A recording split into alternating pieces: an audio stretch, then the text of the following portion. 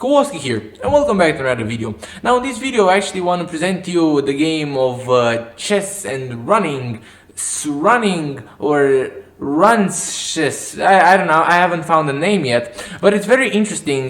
We have this table on the on one side of the field, and then we have the clock on the other side, and then you have to run from point A to point B to make a move and then press the clock. So that's interesting. You lose time while doing that, and you have to manage your time right, because it's blitz, it's 3+2. It's not like you have 10 minutes. You have to run fast back and forth, and also make moves that are good so that you don't lose on the board. You know, I think it's a lot of fun, and I really suggest that you try this game out if you have any friends that are willing to do so. And you know, without making this intro too long, let's see the first game.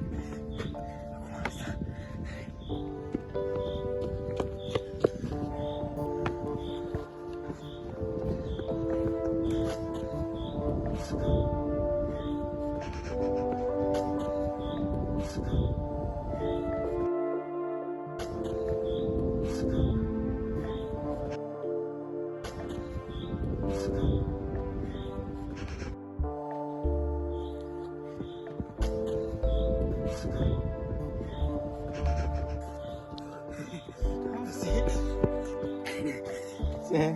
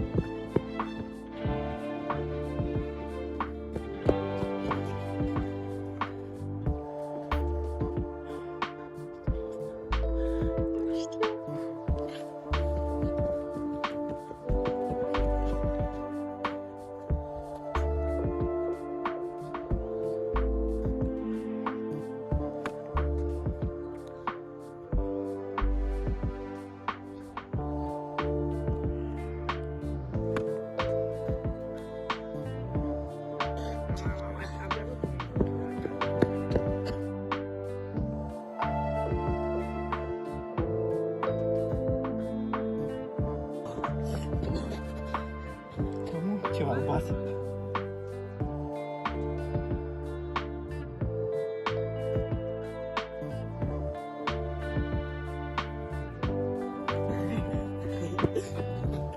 No, bo tu masz czy na karku.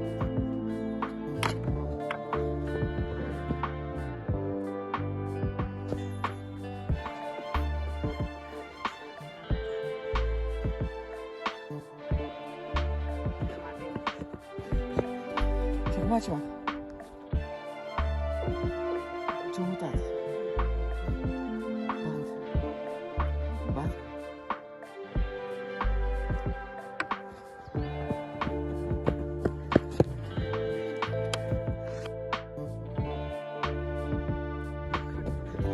Baciu, Carlos. Dar e imposibil.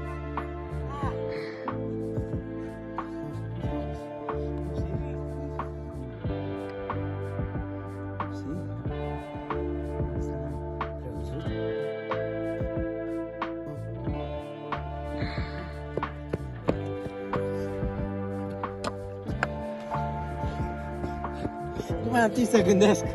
Regele.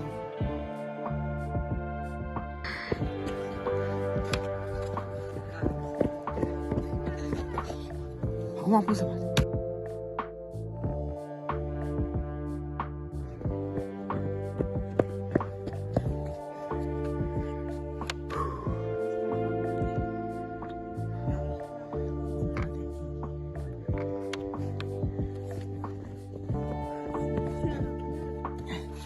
Aici e bine. Nu e bine.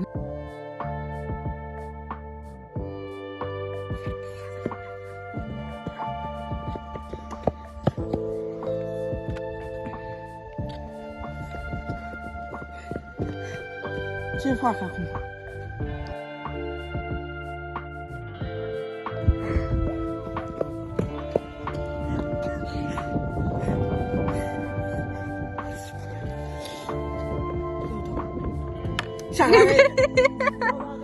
A doua mutare imposibilă. Două mutări imposibile în șah. Gata. So that was the game. I mean, a very fun game. We ran back and forth. I mean, literally, we ran back and forth. And the thing is, you know, it was really awesome because, you know, we got to combine two sports basically with one another. So the game was not very accurate. I mean, besides the opening part, which is, you know, relatively okay, I would say. Like, you know, we played it like a pretty okay-ish Najdorf, but here my opponent, I mean, I got my prep kind of, so to say, messed up, but this is not, so here he played 92. I mean, you should play e6 when you see bishop g7, but like 97 is an okay move. That's what I'm trying to say, basically. So now h6, you know, kicking the bishop out, and actually here, you know, he didn't go bishop h4. I made a mistake. Because he dragged the bishop, so when you know, rearranging the board, so he went actually bishop f4. Now e5, you have to play this bishop g3, and now I'm attacking this pawn, so I'm in a much better position here. You know, he plays a4, and again, as I said, this game is pretty inaccurate, I would say. Like, he played really inaccurate in the opening part, and then you could see on the game clock, like, I was really up on time. But here, you know, I rushed with the move g5, and the thing is, g5 is a pretty bad move actually. Like, h3 he played, and you know, this is also a bad move, but the computer wants queen a5, you know, to be able to pin the knight and maybe play the move d5 in the future. But I played the move bishop g7, right? It's like developing the bishop, and now he plays the move h4. And here I should have played h4, but I saw a plan. I played d5, and I thought, okay, I'm gonna go queen a5 now, and after he takes, I'm gonna take the pawn, which is completely losing, by the way. But I knew, I mean, in the situation where he had like below 1 minute on the clock, plus he had to run that distance, although small, it's still a distance that you have to cover. You cannot press the clock instantly, so you're gonna lose time basically on every single move. Like, you can run in 2 seconds that distance if you really try, because that's how it was designed basically, but you're still gonna lose that 1 second per move. So I knew that he had like maximum of 30 moves that were pretty okay. So he took the knight, and here, you know, he took the pawn obviously in the center, and now I took. Here apparently just bishop b6 wins the game on the spot, because it traps the queen, but he didn't see that. Here he actually tried to take the knight, which is obviously an impossible move. So that was his first impossible move. So he played g3 instead, which completely gives away the game, because now I take the bishop, and I played the move e4, which, I mean, I wanted to play this move so that I have access to this square to deliver him some checks, but then he took the pawn, and here for some weird reason I didn't follow through with my plan, nor did I castle. I simply played bishop g4, seemingly, you know, allowing queen d6. This is the best move, or knight d6 check. I mean, this would have won the game on the spot. Here he played not queen d2 but queen d3, and here I played rook d8. And here he went queen e3, and I mean, he's still doing okay. I mean, I had at this point, I think, about a minute and a half on the clock, if I'm not mistaken, maybe almost 2 minutes, but he had like almost seconds on the clock, like he had about 10 seconds. So this was, I mean, pretty bad for him time wise. So after I played the move queen f5 check, here he tried to move this knight with check, but I mean, obviously that's his second illegal move, and I mean, he just lost the game, right? By the way, fun fact, this is the same opponent as the same one in the round 4 of the previous video, covering the Garuna Festival. So, you know, that was the game. I have another one for you.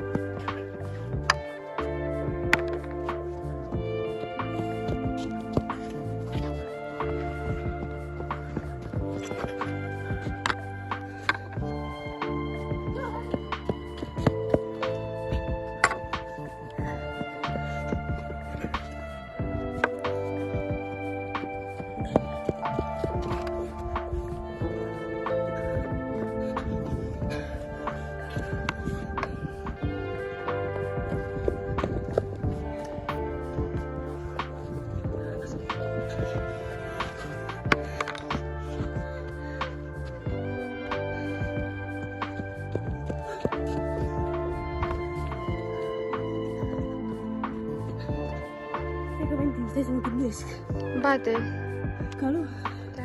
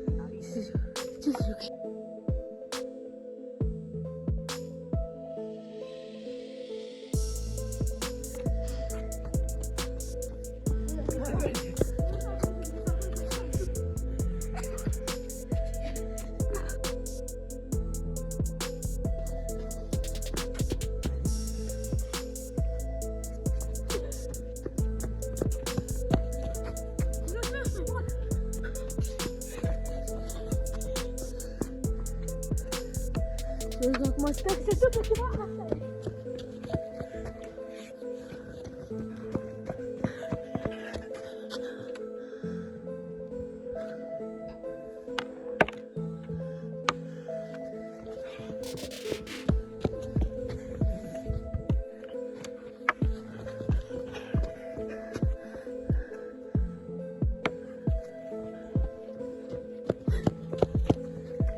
Ce distractiv pare.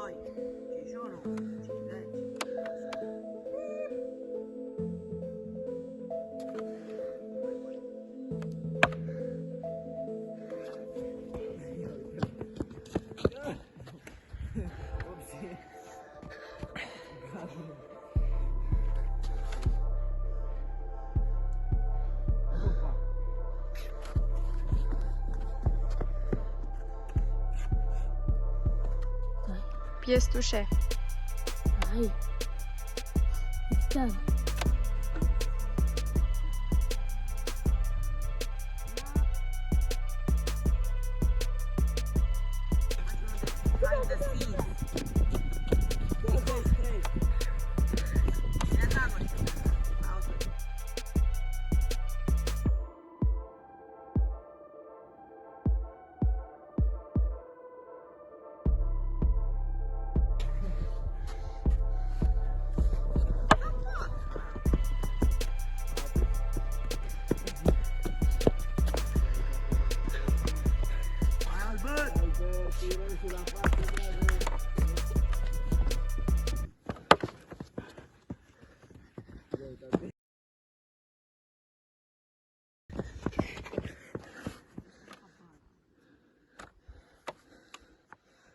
Pièce touchée.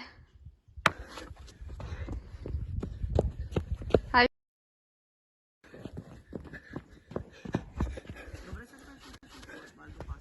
Punem bărna. Eu pun contra Albert. 10 secunde. 10 secunde, maestru.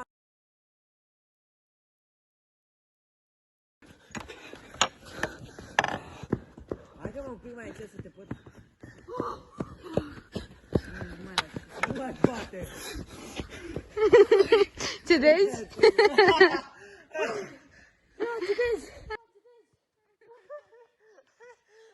Victorie!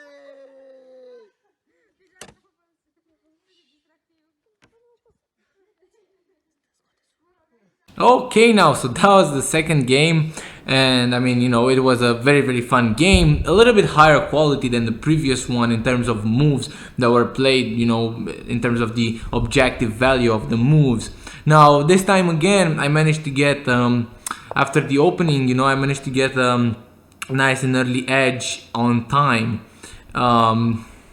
And basically, I played the Karo Khan, and you know, I traded. He decided to trade the bishops, and actually, not a lot of games were played in this variation. It's pretty unheard of. Now e6, definitely the best move, or knight f6. You have to protect this pawn somehow, and these are the only options that you have basically. And but I decided to just play g6 because I wanted to fianchetto my bishop, and I completely forgot about this. I'm gonna be honest. So he took, right? I developed my bishop because you have no other choice. He went c4, dubious move because you don't really have to play it. You could castle, but okay. I played knight f6.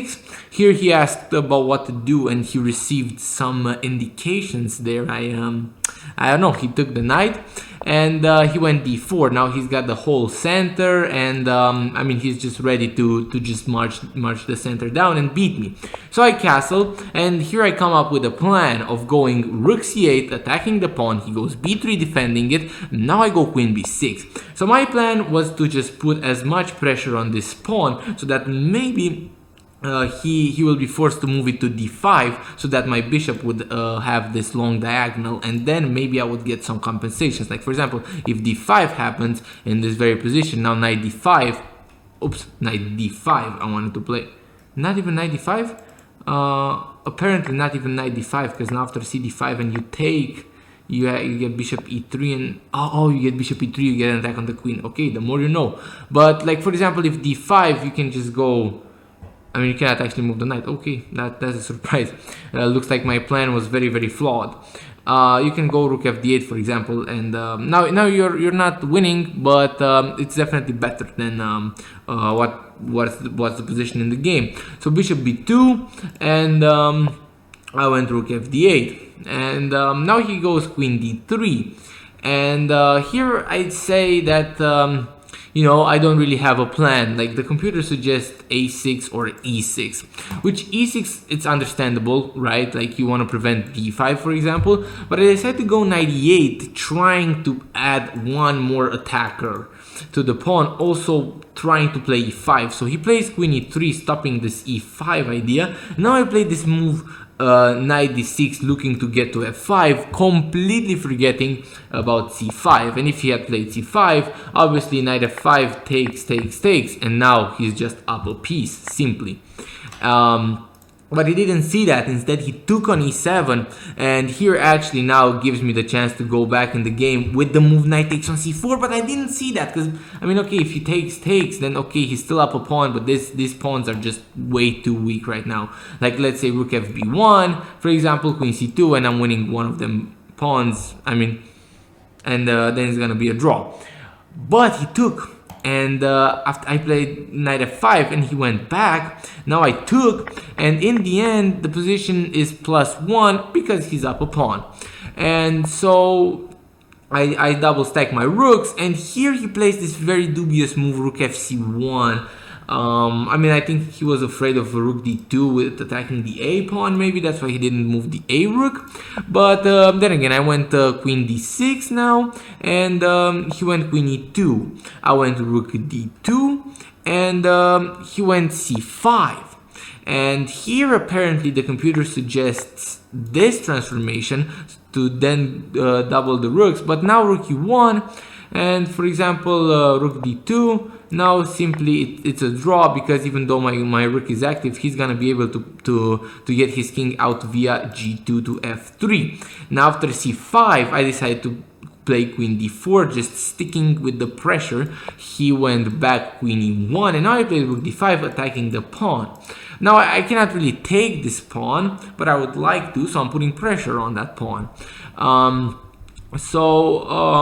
He played queen e8 check, a reasonable move, but now he played c6 because he touched the pawn, and now it's mate in 2. You might have missed it during the whole film thing, the live board, but here it's actually just queen f2, king h1, queen g1, the queen g2, that's it. But I miss it. I play rook d1, and now it's a draw. But here, my opponent unfortunately collapsed. He's fine, by the way, don't worry about him, guys. He was just exhausted, and he forfeited the game. He didn't get no injuries or anything like that. He simply couldn't carry on with the game. He also had like under 10 seconds on the clock, as you saw at the end. So I mean, there was simply no point in continuing, and he felt like he couldn't carry on with this endgame. Now we later played that endgame, and it's actually just a draw, because even if I get my rook here, you can even go for this transformation, for example, and now it's just a clear draw. Obviously, in that situation, I would have won it because I had like a minute on the clock and he had like 10 seconds. So yet again, my stamina saves me. But I hope you guys enjoyed it. A special thank you goes to the team consisting of the players and the cameraman that helped me accomplish this task of filming such a game. Now, without them, obviously, this would not have been possible. And I actually want to tell you that they also have socials, so don't forget to check them out on YouTube or on Instagram. Their links are also in the description. Again, a very big thank you to you guys. And that's it. That's it for the video. I'll see you all in the next one. Kowalsky out.